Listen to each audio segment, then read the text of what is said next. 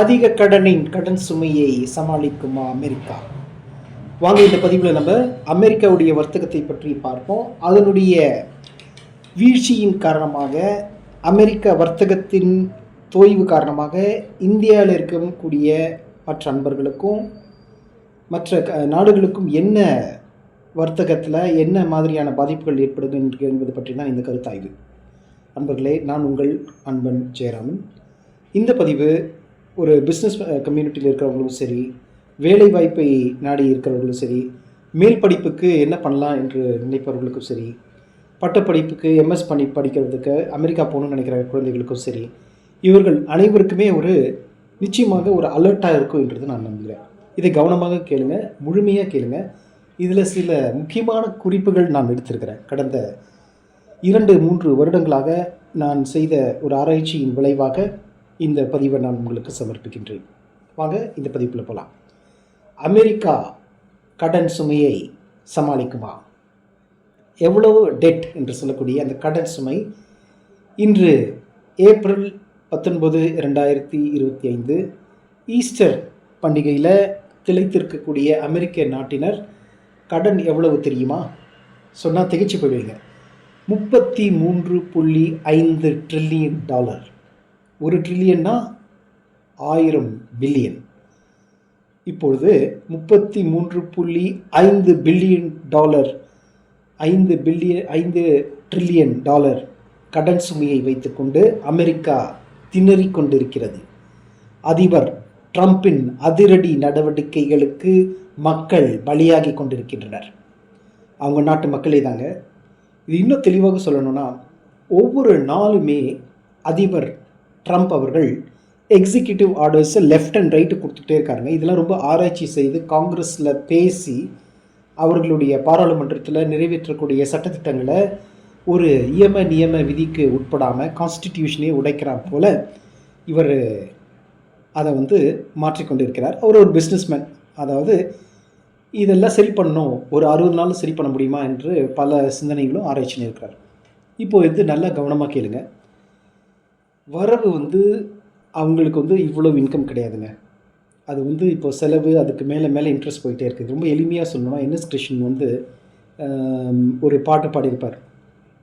வரவு எட்டுனா செலவு பத்தனா என்ற ஒரு பாடல் ஒன்று இருக்கும். அதே போல் அமெரிக்காவுடைய மொத்த வர்த்தக ஜிடிபி என்று சொல்லக்கூடிய கிராஸ் டொமெஸ்டிக் ப்ராடக்ட் என்று சொல்லக்கூடிய மொத்த வர்த்தகமே ரொம்ப இந்தளவுக்கு கிடையாது.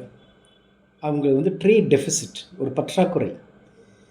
இப்போது 10 கோடி ரூபா ஒரு டேர்ன் ஓவரில் இருக்கிறவன் 20 கோடி ரூபா நமக்கு மேலும் ஒரு 20 கோடி ரூபாய்க்கு அவன் நஷ்டம் கொடுக்குறான்னா, வருடம் நிகர லாபம் என்று சொல்லக்கூடிய நேரம் எதுவுமே இருக்காது.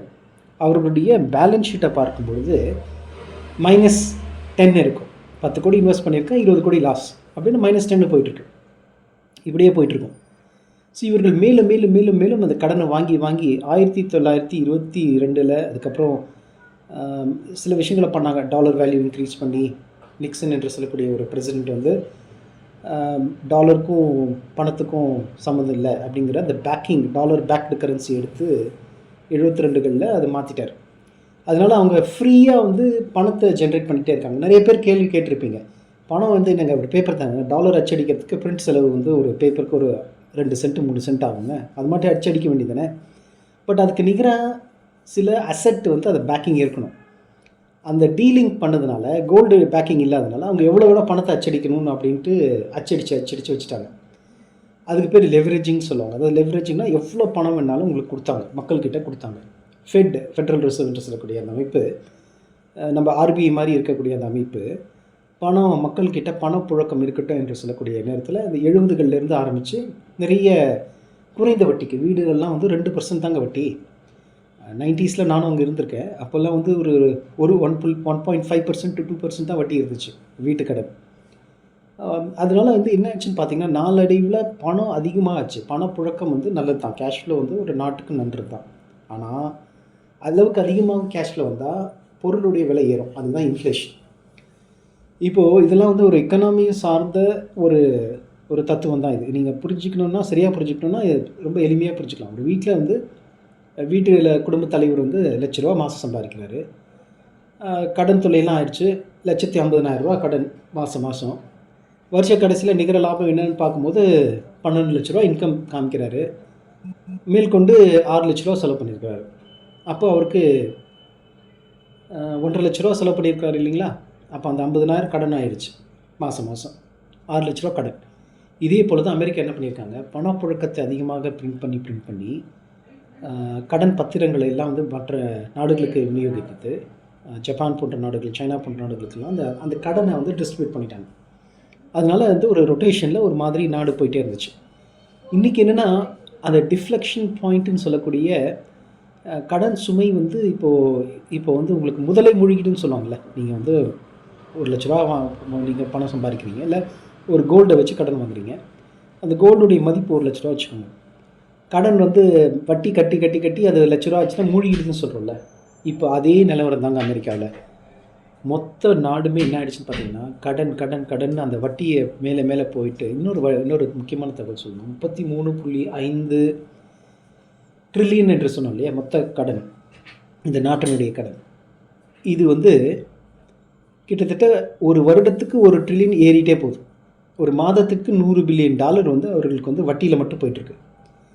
இப்போது இந்த மொத்த வட்டியையும் அசலையும் சேர்த்து அவர்கள் சரி பண்ணணுன்னா என்ன பண்ணணுன்னா, அவங்க டாலரை வந்து ஹோல்ட் பண்ணிக்கணும். கரன்சியை வந்து வேல்யூவேஷன் கரெக்டாக வச்சுருக்கணும். இதில் எங்கேயாவது ஒரு குளறுபடி ஏற்பட்டு போச்சுன்னா நாடு வந்து கொலாப்ஸ் ஆகிடும். இப்போ இந்த கடன்காரன் வந்து வீட்டுக்கு கேட்குறான் இல்லையா, அதே மாதிரி நம்மளுக்கு வந்து நாடு திவாலாகுன்னு சொல்கிறாங்க இல்லையா.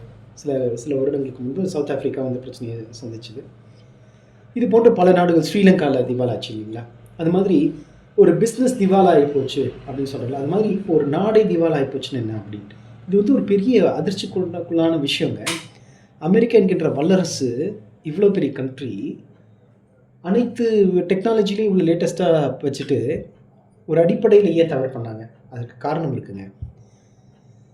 அவர்களுக்கு வந்து நிறைய மற்ற நாடுகளுடைய குறுக்கீடுதல் நிறைய இருந்தது. அரசியலில் போயிட்டு இன்வால்வ் ஆகிறது, இந்த இராணுவ தளவாடங்களை வந்து பணம் நிறைய பண்ணுறணுங்கிறதுனால சூழ்ச்சி பண்ணி மிடில் ஈஸ்ட்லேருந்து மற்ற நாடுகள், எல்லா நாடுகளுக்கும் இவர்கள் என்ன பண்ணியிருக்கிறாங்கன்னா, அந்த போர் வந்து வந்தால் தான் இவங்களுடைய பொருட்களை விற்க முடியும். அவங்களுக்கு மேஜர் ரெவென்யூ வந்து போர்க்கருவிகள், இராணுவ தளவாடங்கள், இப்படியெல்லாம் செஞ்சு அதிலே அவங்க லாஸ் பண்ணியிருக்காங்க. அதில் ப்ராஃபிட்டும் வந்திருக்கு, லாஸ் நிறைய பண்ணியிருக்காங்க. ஏன்னா இவங்க வார் கப்பல்லாம் கூட அடி வாங்குது இல்லையா, ஒரு இடத்துல நிறுத்தி வைக்கும் போது, அந்த ரோந்து பணியில் இருக்கும்போது பெட்ரோல் ஷிப்லாம் வந்து வார் ஷிப்லாம் அடி வாங்குது. அதெல்லாம் வந்து நிறைய லாஸஸ் ஏற்பட்டுருக்குது. பிளேன்ஸ்லாம் வந்து அடிப்படும் போது அதில் நிறைய லாஸஸ் இருக்கிறாங்க. இப்போ நம்ம விஷயத்துக்கு வருவோம். அமெரிக்கா இந்த கடன் தொல்லையிலிருந்து மீண்டு வருமா? இதற்கு வந்து கைகோர்க்க வேண்டும் என்று பெரிய பெரிய வல்லுநர்கள் தெரிவிச்சிருக்காங்க.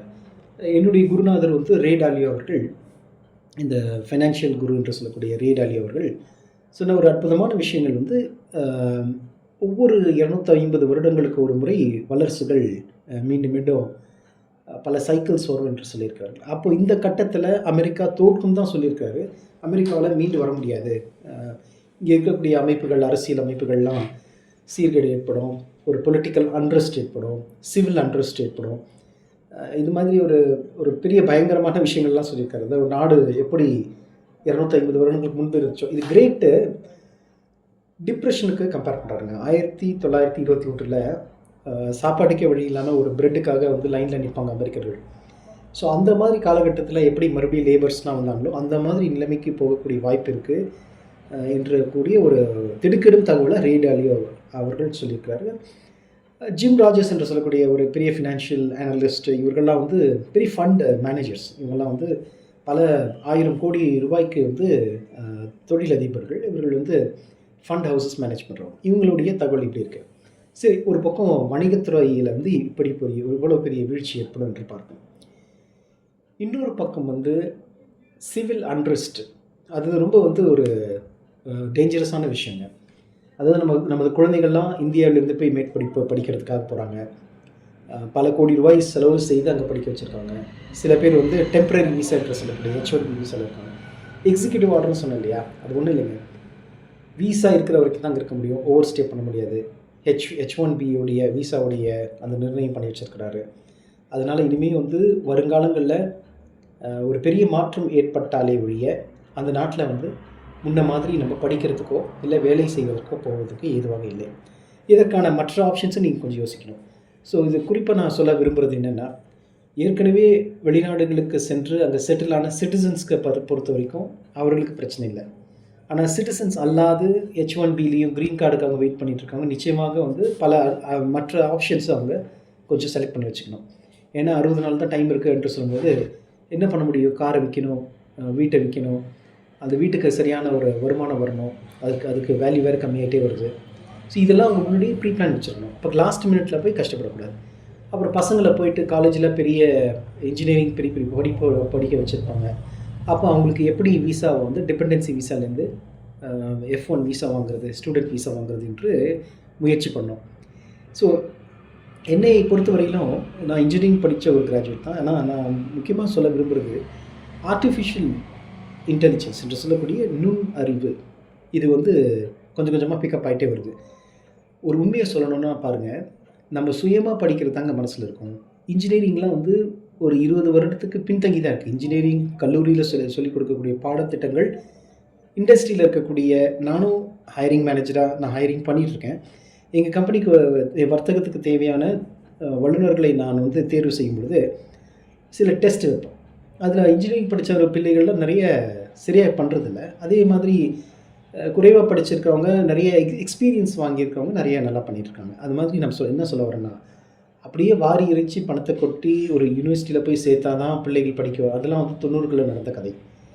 ஐஐடியில் படித்தா தான் வாழ்க்கை அப்படின்னு நினச்சது தான் தவறான விஷயம். இப்போது எலான் மஸ்க் வந்து ஐஐடியில் படிக்கல, பில்கேட்ஸ் ஐஐடியில் படிக்கல. இவங்கெல்லாம் வந்து சாதாரண ஒரு படிப்பை ஸ்கூல் ட்ராப் அவுட் தான். ஆப்பிள் சிஇஓ லாரி எலிசனும் ஸ்கூல் ட்ராப் அவுட் தான்.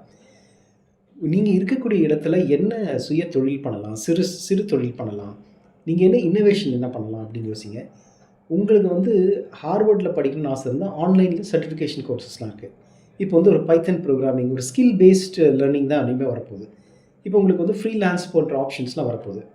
அப்படி இருக்கும்பொழுது நீங்கள் வந்து ஒரு மேல் படிப்பு பல கோடி ரூபாய் செலவு செய்து தான் படிக்கணும்னா அது முட்டாள்தனம், வேறு எதுவுமே இல்லை.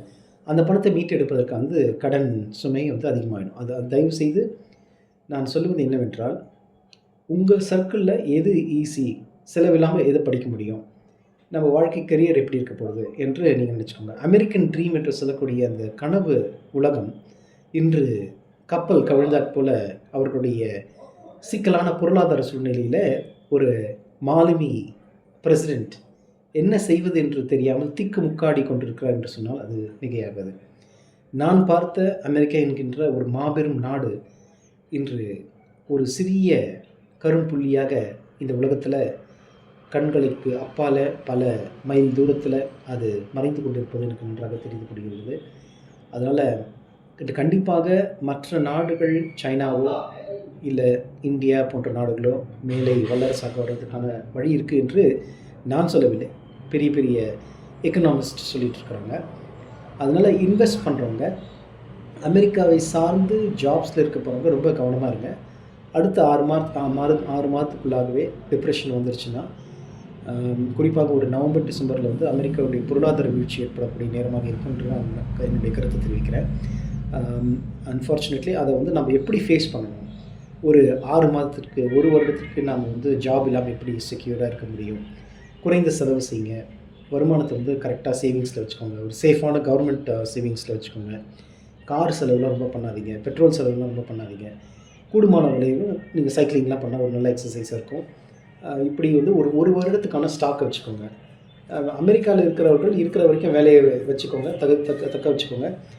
முடியாத பட்சத்தில் இந்தியாவுக்கு உடனே வந்துடுங்க. ஏன்னா இன்னொரு வேலை கிடைக்கும், இன்னொரு விசா மாற்றம் ஏற்படும் அப்படின்லாம் நினச்சி முட்டாள்தனமாக அவங்க டைம் வேஸ்ட் பண்ணிட்டு இருக்காதிங்க. இப்போவே வந்து இது எல்லாத்தையும் எப்படி அதை செட்டில் பண்ணிவிட்டு வெளியில் வர்றது, எக்ஸிட் ஆகுது அப்படிங்கிற சொல்லக்கூடிய கட்டமைப்பை நீங்கள் பிளானிங்கை நீங்கள் முடிவு பண்ணி வச்சுக்கோங்க. மற்ற நாடுகளுக்கு நீங்கள் பிரயாணம் பண்ணலாம். இந்த சூழ்நிலை மாறுமா என்று சொன்னால் கண்டிப்பாக ஒரு 2 வருடத்துக்குள்ளாகவே சூழ்நிலை மாறும். அமெரிக்கா மீண்டும் வருமானு எனக்கு தெரியாது. மீண்டும் வருமா என்று 2 கேள்வி என் மனசில் இருக்குது. ஆனால் இதற்கு பிரதிபலனாக இந்த எக்கனாமிக் வாரில் யாரோ ஒருத்தர் ஜெயிப்பார்கள். நான் குறிப்பாக சொல்கிறது சைனாவை கூட வரலாம் ஒரு எக்கனாமிக் பவராக. இல்லை சைனா, ஜப்பான், சிங்கப்பூர் சில நாடுகள் சேர்ந்து கூட வரலாம். இந்தியா கூட வரதுக்கான பிரிக்ஸ் என்ற ஒரு கட்டமைப்பை நமது பிரதமர் மோடி அவர்கள் செய்திருக்கிறார். பிரிக்ஸ் நாடுகள் சேர்ந்து நம்ம நாடுக்கும் ஒரு நல்ல முன்னேற்றம் ஏற்படுறதுக்கான வாய்ப்பு இருக்குது. இப்போ வந்து இந்த மாதிரி வந்து வேலை வாய்ப்புகள் கம்மியாகும். படிக்கிற படிப்புகளுக்கு வந்து செலவு இனங்கள் ரொம்ப பண்ணாதீங்க. எது படித்தா வேலை கிடைக்கும் அப்படிங்கிறது மட்டும் தெரிஞ்சுக்கிட்டு ஸ்கில் பேஸ்டு லேர்னிங் அதை மட்டும் வந்து சர்டிஃபிகேஷன் கோர்சஸ் ஒரு குறிப்பாக சொல்லணும்னா ப்ரோக்ராமிங் என்று எடுத்துக்கொண்டால் பைத்தன் ப்ரோக்ராமிங், அப்படி ஆர்டிஃபிஷியல் இன்டெலிஜென்ஸ் தகவல், இதெல்லாம் வந்து ஒரு 3 மாதம் 4 மாதமே போதுமானது. அந்த சர்டிஃபிகேஷன் வச்சு எப்படி ஜாப் போகுது, முடிஞ்சால் சிறு தொழிலில் நீங்கள் பார்ட்டிசிபேட் பண்ணலாம். எம்எஸ்எம்இ செக்டரில் இந்தியாவில் நிறைய 10 லட்சம் ரூபாய்க்கு கடன், குறைந்த வட்டியில் கடன் கொடுக்குறார்கள். அதை பற்றி நம்ம உள்நாட்டில் என்ன பண்ணலாம்னு யோசிக்கலாம். இல்லை சைனா போய்ட்டு எப்படி அவங்க மேனுஃபேக்சரிங் பண்ணுறாங்கன்ற சொல்லி அந்த தொழிலறிவை நம்ம இந்தியாவுக்கு கொண்டு வரலாம். அப்படி தான் நம்ம வந்து இனிமேல் அடுத்த ஜென்ரேஷனுக்கு நம்ம ட்ரெயின் பண்ணோம். ஸோ எல்லாம் போயிட்டாங்க, அவங்க எதிர் வீடு பக்கத்து வீடு எல்லாம் போயிருக்காங்க, அமெரிக்காவில் தான் இனிமேல் செட்டில் ஆக போகிறோம் அப்படிலாம் நினைப்பை விட்டுட்டு மனதை வந்து நல்லா திடப்படுத்துங்க. மனம் திறந்து கொஞ்சம் உள்நோக்கு பார்வையோட நமது எக்கனாமிக்கல் டெசிஷன்ஸை கரெக்டாக எடுங்க. மற்றவர்களுக்காக எடுக்காதீங்க, நீங்கள் உங்களுக்காக வாழ்கிறீங்க, அது குறிப்பாக நினச்சிக்கோங்க. சந்தோஷமாக வாழ பழகிக்கோங்க. குறைவான எளிய நம்ம இந்திய கலாச்சாரத்தில் வந்து எளிய முறை வாழ்க்கையை தான் நம்ம விரும்பணும். அது மாதிரி ரொம்ப படோபகாரமாக இல்லாமல் ஒரு எளிய முறை வாழ்க்கையை தேர்ந்தெடுத்து நல்ல ஒரு தேவையான உணவு, சத்துள்ள உணவு, மேலும் நம்மளுடைய கலாச்சாரத்தின் பாடி நம்ம வந்து நம்ம ஒரு நல்ல ஒரு ஆன்மீக பண்பாடு, பழக்க வழக்கங்கள் இதெல்லாம் இருக்கும்போது மனத்திற்கு ஒரு வலு ஏற்படும். அந்த வலு வந்து நம்மளது புறத்திற்கு நம்ம பயன்படுத்திக்கலாம். நம்ம சக்ஸஸ்ஃபுல்லாக இருக்கிறதுக்கு படிக்கும்போது நீங்கள் உங்களுக்கு எது நல்லா வருதோ அதை படிங்க, அதுக்கான வேலையும் எடுத்துக்கோங்க. தேவையில்லாமல் மற்றவர்களை கம்பேர் பண்ணி நம்ம வந்து அங்கே போகணும், அந்த வீட்டுக்காரர் வந்து அமெரிக்காவில் டென்வர் கொலராடோவில் இருக்கார் அப்படின்லாம் சொல்லிட்டு நம்ம பசங்களை அங்கே அனுப்பும்போது அங்கே ஏற்படக்கூடிய சிக்கல்களை குழந்தைகள் வந்து ரொம்ப கஷ்டப்படுறாங்க. தயவுசெய்து டீனேஜர்ஸ்லாம் அனுப்பாதீங்க. 21 வயது என்பது வந்து ஏதாவது தொழில் கற்றுக்கலாம். இந்தியாவில் இருந்தால் இப்போ க்ரோயிங் எக்கானமி என்று சொல்லுகிறார்கள் இந்தியாவை பொறுத்த வரைக்கும். இல்லை நமது அண்டை நாடான சைனாவில் கூட நம்ம சில வாய்ப்புகள்லாம் அதிகமாக இருக்கும். அப்படி நம்ம ஏஷியாக்குள்ளே பார்க்கலாமே ஒழிய ரொம்ப பெரிய காலை வைத்து அங்கே செலவிடங்களை செய்து அந்த கடன் தொழிலை மாட்டிட்டு முடிக்காதீங்க. ஆந்திர பிரதேசில் நிறைய கம்யூனிட்டிஸ் வந்து அமெரிக்காவுக்கு சென்றிருக்கிறார்கள். அவர்களும் பல சிரமங்களில் இப்போ மாட்டியிருக்காங்க. நிறைய பேரை வந்து வெளியே அனுப்பிச்சிருக்காங்க. 800 ஸ்டூடெண்ட்ஸை வந்து அங்கே சிறிய தவறுகளுக்காக F1 விசாவை கேன்சல் பண்ணி வெளியில் அனுப்பிச்சிருக்காங்க. இப்படி வந்து நிறைய நிகழ்வுகள் ஒரு அன்சர்டன்ட்டியை கொடுக்குது. இப்போ சரியான இடம் என்னென்னா இந்தியா வந்து ஒரு சேஃபான இடமாக இருக்கும் என்று சொன்னால் அது மிகையாகாது. உங்களால் என்ன முடியுமோ அதை செய்யுங்க. குழந்தைங்களுக்கு ஒரு நல்ல அறிவியும் ஒழுக்க பழக்க வழக்கங்களையும் நமது ஆன்மீக சிந்தனையும் பாரத நாட்டுடைய பெருமையும் சொல்லி வளங்க. நமது கலாச்சாரம் உலகத்தையே ஆளக்கூடிய கலாச்சாரம். இந்தியா ஒரு சூப்பர் பவராக வரதுக்கான வாய்ப்புகள் இருக்குது. அதில் உங்கள் குழந்தைகள் வந்து இந்தியா வந்து இங்கே ஒரு IAS IPS போன்று நமது நாட்டுக்கு சேவை செய்யக்கூடிய ஒரு அறிஞர்களாக திகழும் என்பதே என்னுடைய ஆசை. ஸோ அதுக்கேற்றவாறு நம்ம வந்து நம்மளுடைய வாழ்க்கை தரத்தை முன்னேற்றி பொருளாதாரத்தில் நிறைவு ஏற்பட வேண்டும். அதுக்காக பொருளாதாரம் தான் வாழ்க்கையாக அப்படி அதை தேடி ஓடி நம்ம அதை வந்து நம்ம வாழ்க்கையை எழுதக்கூடாது. ஸோ அதனால் டோன்ட் கோ பிளைண்ட்லி ஆஃப்டர் மணி என்று சொல்வார். கண்மூடித்தனமாக பணம் சம்பாதிக்க வேண்டும் என்று நினைப்பதை விட்டுவிட்டு கண்களை திறந்து ஆழ்ந்து சிந்தித்து இருக்கும் இடத்திலிருந்து நம்ம என்ன செய்ய வேண்டாம், சிரமம் இல்லாத நம்மளுக்கு உடலுக்கும் மனதுக்கும் துன்பம் இல்லாத ஒரு நல்ல ஒரு தொழில் எடுத்துக்கலாம், இல்லை இங்கே ஒரு வேலை வாய்ப்புகள் எடுத்துக்கலாம். இப்படி நீங்கள் யோசித்து சிந்தித்து நீங்கள் செயல்பட்டு நல்ல ஒரு வெற்றியை அடைய வேண்டும் என்று நான் இறைவனை வேண்டிக் கொள்கிறேன். வரக்கூடிய இந்த வருடம் இனி வரக்கூடிய மாதங்கள் எக்கனாமிக்கல் வீழ்ச்சியை சந்திக்க இருக்கின்றன. உலகளாவிய வீழ்ச்சியாக இது இருக்கும். ஸ்டாக் மார்க்கெட் வீழ்ச்சி, அமெரிக்காவினுடைய வீழ்ச்சி மற்ற நாடுகளுக்கும் வீழ்ச்சியாக இருக்கும்.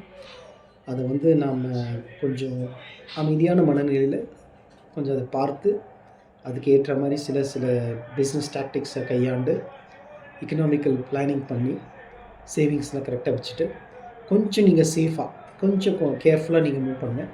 ஒரு வருடத்திலிருந்து 18 மாதங்கள் வரைக்கும் இருக்கும்னு நினைக்கிறேன்.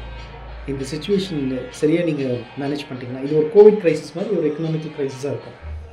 அதை நீங்கள் ஓவர் கம் பண்ணிட்டீங்கன்னா அதுக்கப்புறம் நீங்கள் நிம்மதியாக மறுபடியும் வாழ்க்கையை தொடரலாம். தயவு செய்து இதை நீங்கள் குறித்து வைத்துக் கொள்ளுங்கள். நன்றி, வணக்கம்.